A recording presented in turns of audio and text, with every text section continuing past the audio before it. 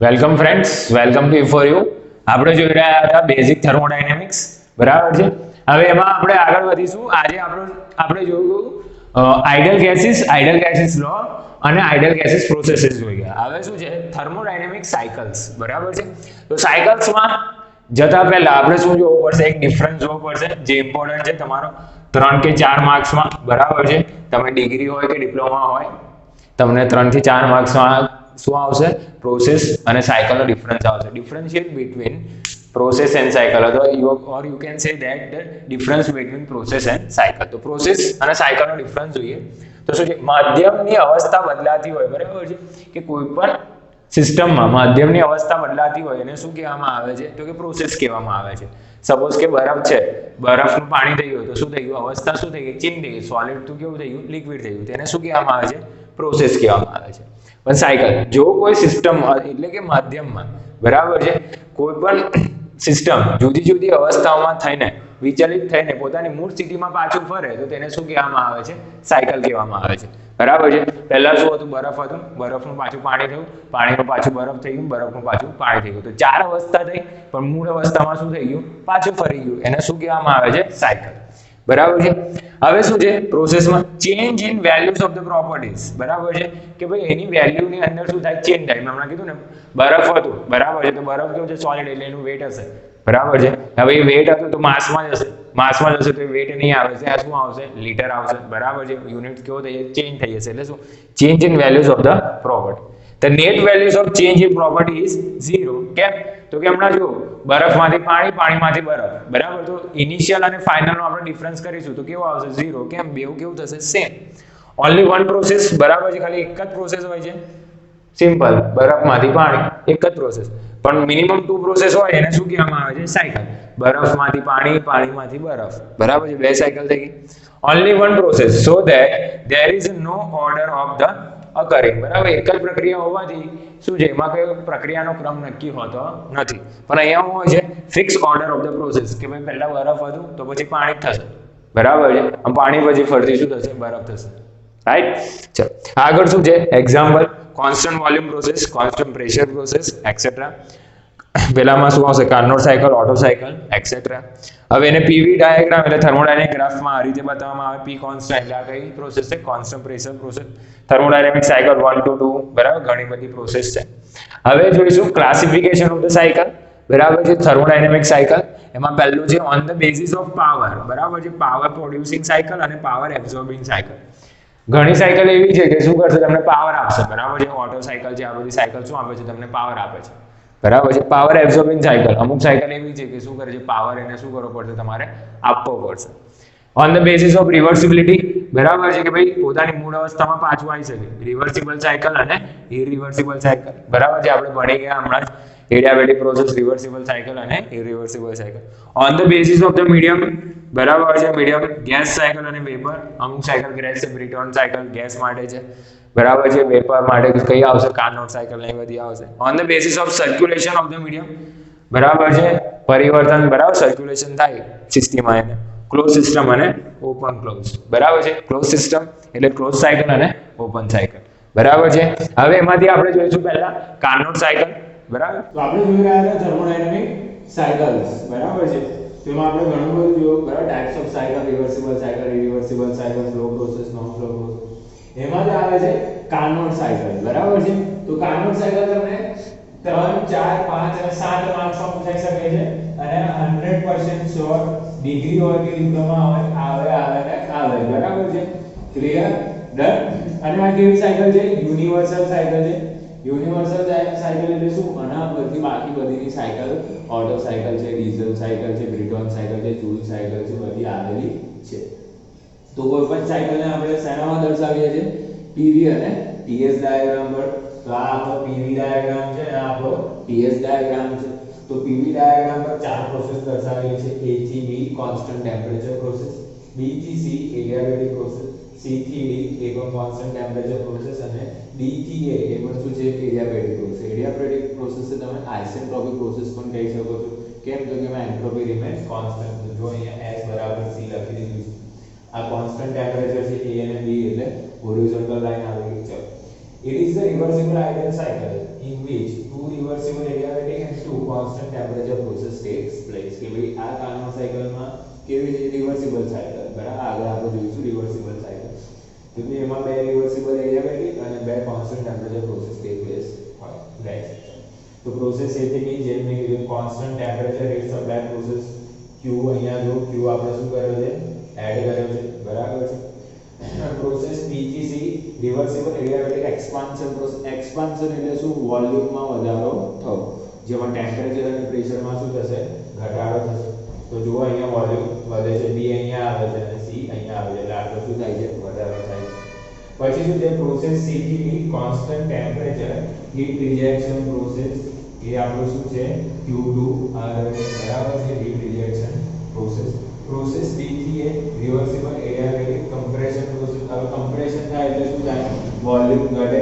બરાબર છે અને પ્રેશર અને ટેમ્પરેચર શું થાય વધે બરાબર હવે તમે કોઈ પણ સાયકલ તમે લો બરાબર સપોઝ કે તમે આટલું કવર અપ કરી આપો છો તો તમારે 7 માર્ક્સ માંથી 3 માર્ક્સ और 4 માર્ક્સ બરાબર ફેકલ્ટી તમને અપ્રૂવ કરે છે એટલે આપે છે બરાબર ના કોઈ પણ સાયકલ તમે લો એટલે એની શું ફાઇન્ડ કરવી પડે થર્મલ એફિશિયન્સી ફાઇન્ડ કરવી પડે છે तो આપણે થર્મલ એફિશિયન્સી થાય કાર્નોટ સાયકલને ફાઇન્ડ કરે તો એના બે પાર્ટ છે હીટ સપ્લાય અને બીજું છે હીટ રિજેક્ટેડ તો હીટ સપ્લાય એટલે ક્યાં આગળ આવશે આ રહ્યો Q1 બરાબર છે તો શું એરિયા અંડર પ્રોસેસ AB તો પ્રોસેસ A અને B ના અંડરમાં આટલો એરિયા આવશે એક તો પ્રોસેસ A અને B અને B થી E કેમ તો કે સ્ક્વેર છે બરાબર છે એટલે આપણે T1 Sp માઈનસ થાય છે કિલો જૂલ પર કિલોગ્રામ સિમિલરલી હીટ રિજેક્ટેડ એનામાં શું હશે CD ની અંદર અને આટલો ભાગ આવશે બરાબર છે તો I CD * C T2 Sp - S હવે અહીંયા શું આવતું Sp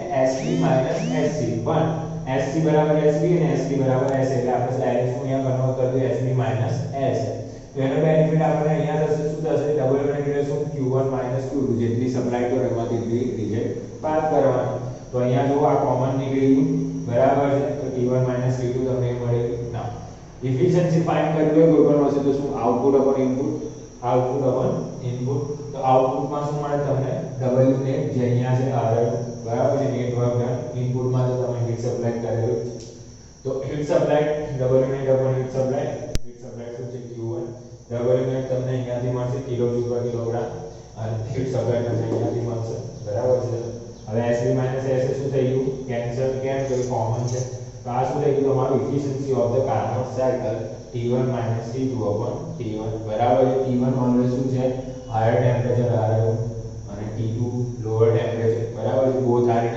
કેલ્વિન સપોઝ કે તમારી પાસે T1 નથી ઓલવેઝ તમારે કોઈ રેશિયો ફાઇન્ડ કરવો છે તમે T2/T1 ડાયરેક્ટ તમે કાર્નોટ સાયકલની એફિશિયન્સી ફાઇન્ડ કરી શકો છો જે પણ આન્સર આવશે એને તમારે શું કરવાનું હશે મલ્ટીપ્લાય બાય 100 બરાબર છે તો તમને શેમાં આન્સર મળશે પર્સન્ટેજમાં આન્સર મળશે એફિશિયન્સી ઓલવેઝ શેમાં હોય પર્સન્ટેજમાં બરાબર છે તો કાર્નોટ સાયકલ શું છે યુનિવર્સલ સાયકલ અને એની એફિશિયન્સી ઓલવેઝ કેવી આવે છે આઇડિયલ સાયકલ છે એટલે એની એફિશિયન્સી ઓલવેઝ 100% આવે છે MCQ માં કોઈ પણ જગ્યાએ તમને ઇન્ટરવ્યુમાં પૂછે તો તમારે યાદ રાખવાનું કે 100% એફિશિયન્સી વાળી સાયકલ કોણ છે કાર્નોટ સાયકલ અને એ કેવી છે રિવર્સિબલ બી છે જો તમે આખી પ્રોસેસ ઉલટી કરી દો A થી B B થી C બધા એરો રિવર્સ કરી દો તો પણ તમને એફિશિયન્સી શું મળશે 100% જ મળશે ક્લિયર ડન તો આ તો આપણું કાર્નોટ સાયકલ હવે આજે જોઈશું આપણે ઓટો સાયકલ બરાબર છે તો ઓટો સાયકલ ને શું કહેવામાં આવે તો કે ભાઈ ઇટ્સ અ રિવર્સિબલ સાયકલ